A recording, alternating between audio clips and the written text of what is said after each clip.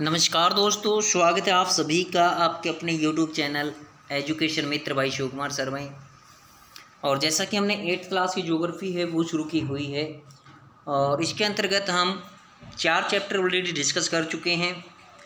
आज हमारा जो डिस्कशन रहेगा इंडस्ट्रीज़, उद्योग। देखिए, ये जो चैप्टर है ये आपके 10th क्लास के अंदर भी चैप्टर है और 8th क्लास के अंदर भी चैप्टर है। ये यानी 8th क्लास वाले जो भी लगभग चैप्टर हैं वो आपके as it is 10th class के अंदर भी हैं। 10th क्लास में क्या होता है कि इनकी एक्सप्लेनेशन थोड़ी सी वाइड हो जाती है, इनको और अधिक थोड़ा एक्सप्लेन करके बताया जाता है। यदि हम 8th क्लास से ही इन चैप्टर्स को अच्छे से सीखते हुए चलें तो आगे चल करके हमें विभिन्न प्रकार की जो दिक्कतों का सामना करना पड़ता है वो हमें नहीं सामना करना पड़ेगा। साथ के साथ आपकी जो NCERT की बुक्स हैं ये एक तरह से आपको एक बेस तैयार करते हैं कॉम्पिटिटिव एग्ज़ाम्स के लिए। तो इसलिए हमें ये डिटेल जो स्टडी चल रही है अपनी NCERT बुक्स की, जो कि हमने ज्योग्राफी को शुरू किया हुआ है, इसके अंतर्गत इन वीडियोज़ को आप लगातार देखिए ताकि एक आपका बेस तैयार हो सके। तो चलिए आज हम इंडस्ट्रीज़ को शुरू करते हैं। तो यहाँ एक कहानी के साथ हम शुरू करते हैं। कहानी क्या है? Have you ever given a thought to the fact that The notebook you use for writing has come to you after a long process of manufacturing। यहाँ पर ये पूछने की कोशिश कर रहा है कि क्या आपको पता है कि जो नोटबुक आपके हाथ में है जिसमें आप लिखने का काम कर रहे हैं, इस नोटबुक की एक लंबी प्रोसेसिंग रही है, एक लंबी यात्रा करके ये आपके पास पहुँची है। It started its life as a part of a tree. इसने अपना जीवन एक पेड़ के रूप में शुरू किया था। इट वॉज कट डाउन, तब इसको काट दिया गया, and transported to the pulp mill, और लुगदी बनाने वाले मिल के पास इसको भेज दिया गया। There the wood of the tree was processed and converted into wood pulp.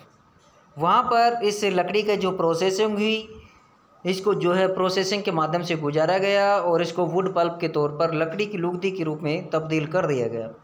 The wood pulp was mixed with chemicals. फिर जो लकड़ी की लुगदी थी उस लुगदी के अंदर विभिन्न प्रकार के रसायन का मिक्सचर किया गया, and finally change into paper by machine से, और अंततः इसको मशीनों के द्वारा एक कागज का रूप दे दिया गया। This paper found its way to the press. फिर ये कागज बन कर के एक प्रेस के अंदर गया, जो छापे खाने की मशीन वहाँ पर गया। Where ink made from chemicals, जहाँ पर जो इंक थी, जो स्याही थी, जो कि केमिकल से बनाई गई थी, was use to print the lines on the pages. जहाँ पर इस पेज के ऊपर, कोरे पेज के ऊपर लाइनें बनाने के लिए एक बार फिर से केमिकल वाली स्याही का इस्तेमाल किया गया। The pages were then bound in the form of a notebook. फिर इन पेजेस को जो है एक कंपाइल किया गया, बाउंड किया गया, नत्थी किया गया एक साथ, और फिर इसको एक नोटबुक का रूप दे दिया गया। फिर इसको पैकिंग की गई and sent to the market for sale, और बाज़ार में इसको बिक्री के लिए भेज दिया गया।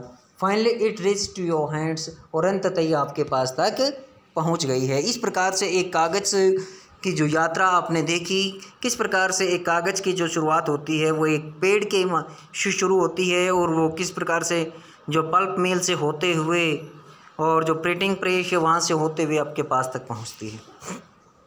तो जैसा कि इंडस्ट्री हम यूज कर रहे हैं, इंडस्ट्री वाला जो चैप्टर डिस्कस कर रहे हैं, इंडस्ट्री को यदि हम नाम दें तो इसको मैन्युफैक्चरिंग भी बोला जाता है, विनिर्माण भी बोला जाता है, इसको सेकेंडरी एक्टिविटी भी बोला जाता है। सेकेंडरी एक्टिविटीज़ के अंदर ये काउंट किया जाता है, द्वितीयक क्षेत्र के अंतर्गत ये आता है। और change raw materials into products of more value to people. और ये जो मैन्युफैक्चरिंग होती है, मैन्युफैक्चरिंग क्या करती है कि कच्चे माल को तैयार माल में तब्दील कर देती है, एक वैल्यूएबल रूप उसको प्रदान कर देती है, जिसकी कीमत कम होती है उसको मूल्यवान बना देती है। As you have seen pulp was changed into paper. जैसा कि आपने एक कागज़ के टुकड़े के बारे में देखा, कागज़ किस प्रकार से एक पेड़ का हिस्सा था। जब पेड़ था उसकी कोई वैल्यू नहीं थी, फिर उसको पल्प में बदला गया, उसकी कुछ वैल्यू बढ़ी। फिर उसको कागज़ में तब्दील किया गया, उसकी कुछ वैल्यू बढ़ी। फिर उसको एक नोटबुक का रूप दे दिया गया, तो फिर उसकी वैल्यू और अधिक हो गई। तो इस प्रकार से एक जो रॉ मटेरियल होता है, जितनी ज़्यादा प्रोसेसिंग उसके अंदर है, जो डेवलप हुई उसके अंदर है, प्रोसेसिंग से वो गुजरता चला जाएगा, उतना अधिक उसकी कीमत बढ़ती चली जाएगी। These represent the 2 stages of the manufacturing process. ये जो पेपर वाली कहानी थी इसके अंदर दो मैन्युफैक्चरिंग प्रोसेस हमने देखे, दो प्रक्रियाएं इसमें भी निर्माण की देखी, किस प्रकार से लकड़ी से जो वुड पल्प बनाई गई, फिर वुड पल्प से पेपर बनाया गया, और तीसरी भी इसमें एक जो हिडन है जो किस प्रकार से फिर उसको जो आपको इंक मिल के अंदर ले जाया गया, जो कि आपकी एक तरह से प्रिंटिंग प्रेस थी, वहाँ ले जाया गया, इस पर प्रिंटिंग वगैरह करवाई गई। तो एक तरह से देखा जाए तो इसके अंदर तीन प्रोसेस जो हैं वो शामिल थे। The paper made from pulp and cloth made from cotton had value added to them at each stage of the manufacturing process. देखिए जिस प्रकार से पल्प से जो कागज़ बना और कॉटन से जो कपड़ा बना, उसके प्रत्येक प्रोसेसिंग के साथ उसकी कीमत जो है बढ़ती चली जाती है। In this way, the finished product has more value and utility than raw materials that it is made from। इस प्रकार से जो तैयार माल होता है, तैयार माल की उपयोगिता, तैयार माल की जो कीमत होती है वो उसके कच्चे माल की अपेक्षा अधिक होती है। अब जैसा कि चैप्टर का नाम हमारा इंडस्ट्री है, तो इंडस्ट्री को डिफाइन कर लेते हैं। इंडस्ट्री क्या होती है? Industry refers to an economic activity. उद्योग जो है ये एक आर्थिक क्रिया होती है, एक आर्थिक गतिविधि होती है that is concerned with the production of goods, जो कि वस्तुओं के उत्पादन से संबंधित होती है, एक्सट्रैक्शंस ऑफ मिनरल्स, और जो अपने खनिज होते हैं खनिजों के निष्कासन से संबंधित होती है, उत्खनन से संबंधित होती है, और द प्रोविजन ऑफ सर्विसेज, या जो हमारी सेवाएं होती हैं सेवाओं के निष्पादन से संबंधित होती है। Thus we have iron and steel industry. इस प्रकार से हम देखते हैं कि एक लौह इस्पात उद्योग होता है, कोल माइनिंग इंडस्ट्री होती है, कोयला खनन उद्योग होता है, एंड टूरिज़्म इंडस्ट्री, और एक आपकी जो टूरिज़्म इंडस्ट्री होती है, इस प्रकार से जो आपके पर्यटक उद्योग होता है, पर्यटन उद्योग होता है। तो इस प्रकार से विभिन्न प्रकार के उद्योग आपको देखने को मिलते हैं। नेक्स्ट जो हमारा टॉपिक है क्लासिफिकेशन ऑफ इंडस्ट्रीज़, यानी हम इंडस्ट्रीज़ का अब यहाँ पर क्या करेंगे, वर्गीकरण करेंगे, क्लासीफाई करेंगे इंडस्ट्रीज़ को। इंडस्ट्रीज जो किस प्रकार से क्लासीफाई की जाती हैं। Industries can B classified on the basis of raw materials, size and ownership. देखिए कच्चे माल के आधार पर, आकार के आधार पर, और मालिकाना हक के आधार पर, मालिकाना तौर के आधार पर, स्वामित्व के आधार पर हम बोल सकते हैं इसको, स्वामित्व के आधार पर हम इंडस्ट्रीज का, उद्योगों का वर्गीकरण कर सकते हैं। तो सबसे पहले हम जो रॉ मटेरियल बेस्ड है उसका क्लासिफिकेशन कर रहे हैं, उसको देख रहे हैं। इंडस्ट्रीज़ में भी एग्रो बेस्ड। देखिए उद्योग जो होते हैं वो कृषि आधारित उद्योग हो सकते हैं, मिनरल बेस्ड हो सकते हैं, खनिज आधारित हो सकते हैं, मेराइन बेस्ड आपके समुद्र आधारित हो सकते हैं, जल आधारित हो सकते हैं, एंड फॉरेस्ट बेस्ड या वन आधारित उद्योग हो सकते हैं, depending on the type of raw materials they use. ये कैसा कच्चा माल वो यूज कर रहे हैं, इस्तेमाल कर रहे हैं, उस आधार पर उद्योगों का जो है वर्गीकरण किया जाता है। तो अब देखिए एग्रो बेस्ड इंडस्ट्रीज हम देख रहे हैं। Agro based industries use plant and animal based products. जो एग्रो बेस्ड जो कृषि आधारित जो उद्योग होते हैं ये पेड़ों को या पशु उत्पादों को कच्चे माल के तौर पर इस्तेमाल करते हैं। इसके अंदर जो प्रमुख इंडस्ट्रीज हैं आपकी फूड प्रोसेसिंग इंडस्ट्रीज हो गई, वेजिटेबल ऑयल इंडस्ट्री हो गई, कॉटन टेक्सटाइल इंडस्ट्री हो गई, डेयरी प्रोडक्ट्स इंडस्ट्रीज़ हैं, ये आपकी डेयरी एंड लेदर इंडस्ट्री। ये आपकी कुछ एग्जांपल्स हैं जो एग्रो बेस्ड इंडस्ट्रीज़ के अंतर्गत जाने जाते हैं। उसके बाद आते हैं आपके mineral based industries. Mineral based industries जिनको कि हम खनिज आधारित इंडस्ट्रीज भी बोलते हैं, आर प्राइमरी इंडस्ट्रीज। ये प्राथमिक इंडस्ट्रीज कहलाती हैं दैट यूज मिनरल ओर्स, जो कि खनिज अयस्कों का इस्तेमाल कच्चे पदार्थों के तौर पर करते हैं। The products of these industries feed other industries. इन उद्योगों के अंदर जो उत्पादन तैयार होता है वो दूसरे उद्योगों को आधार प्रदान करता है।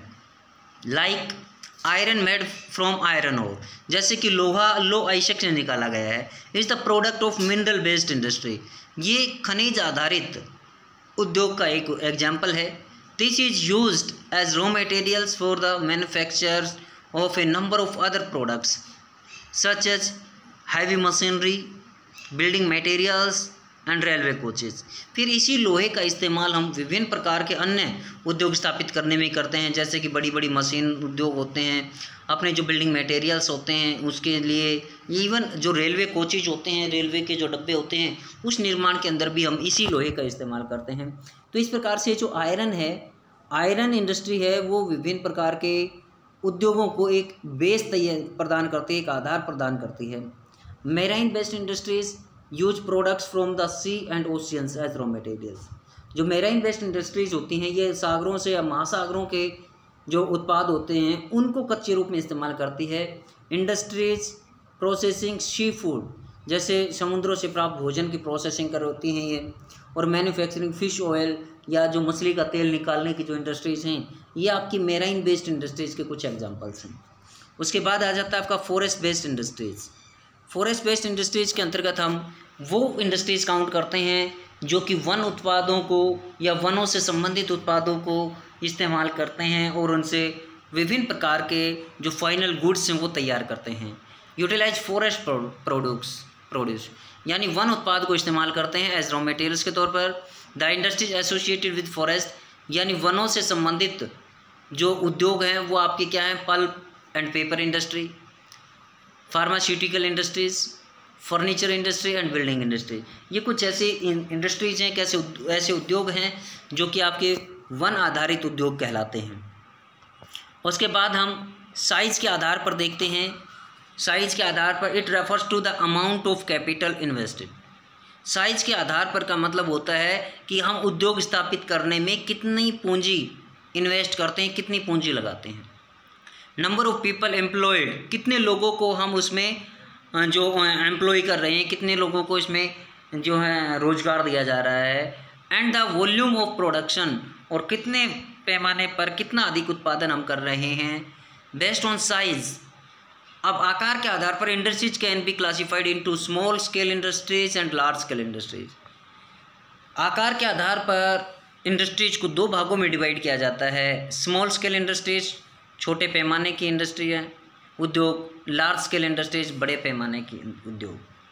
कॉटेज और household industries are a type of small scale industries.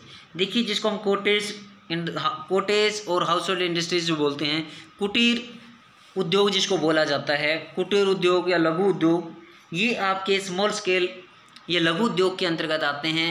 Where the products are manufactured by hand, इनके अंदर कुटीर उद्योग के अंदर जितना उत्पादन होता है वो उत्पादन जो है बाय हैंड होता है, मानव के द्वारा खुद किया जाता है। इसमें मशीनों का इस्तेमाल नहीं होता। बाय द आर्टिसंस, या जो अपने कलाकार होते हैं, विभिन्न प्रकार के जो कलाकारों के द्वारा, ये जो आपके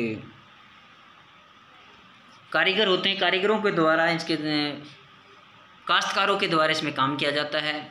इसके अंदर प्रमुख जो इंडस्ट्रीज़ हैं, बास्केट वीविंग इंडस्ट्री होगी, आपकी पोट्री इंडस्ट्री हो गई, and handicrafts are examples of cottage industries.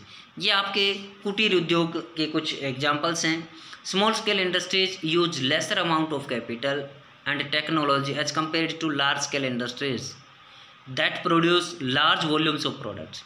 देखिए, छोटे पैमाने वाली जो इंडस्ट्रीज होती हैं, चाहे लघु इंडस्ट्रीज होती हैं, लघु उद्योग जो होते हैं, इसके अंदर बड़े उद्योगों की तुलना में कम पूंजी लगाई जाती है, इसमें कम तकनीकी का इस्तेमाल किया जाता है, और देखा जाए तो इसमें जो उत्पादन होता है वो जो है बड़े स्तर पर नहीं होता, छोटे स्तर पर इस पर उद्योग जो उत्पादन है वो तैयार किया जाता है।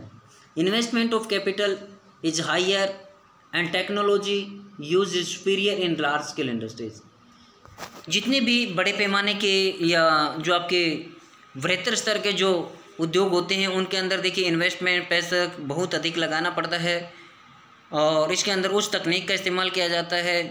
Superior in large scale industries होती हैं, ये उत्तम क्वालिटी का जो सामान बड़े स्तर पर, वृहत्तर स्तर पर ये उत्पादन तैयार करती हैं। वैश्विक बाजार के लिए इनमें उत्पादन किया जाता है। Silk weaving and food processing industries are small scale industries. देखिए, रेशम की बुनाई करना, रेशम का बुनना और फूड प्रोसेसिंग इंडस्ट्रीज जो होती हैं ये छोटे पैमाने की इंडस्ट्रीज होती हैं। जैसा कि फिगर 5.1 के अंदर आपको stages in food processing of gorgon nut, जो मखाना होता है, मखाने के अंदर किस प्रकार की प्रोसेसिंग होती है वो यहाँ पर इसके अंदर दिखाई दे रही है। इसमें केवल और केवल मैन पावर का इस्तेमाल ज़्यादा होता है जो स्मॉल स्केल इंडस्ट्रीज होती हैं। Production of automobiles and heavy machineries are large scale industries. देखिए बड़े पैमाने पर जब हम गाड़ियों का, वाहनों का उत्पादन करते हैं या बड़ी बड़ी मशीनों का उत्पादन करते हैं तो ये आपके बड़े पैमाने के उद्योग कहलाते हैं।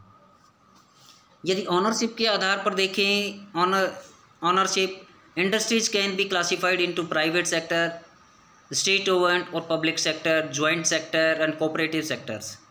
तो इस प्रकार से आज हम यहीं तक डिस्कस करते हैं। नेक्स्ट वीडियो में हम डिस्कस करेंगे ऑनरशिप वाले, जिसके अंतर्गत आपके 5 जो प्रकार के टाइप्स आएंगे उनके बारे में डिस्कस करेंगे। आज के लिए वीडियो में इतना ही। Thank you, have a nice day.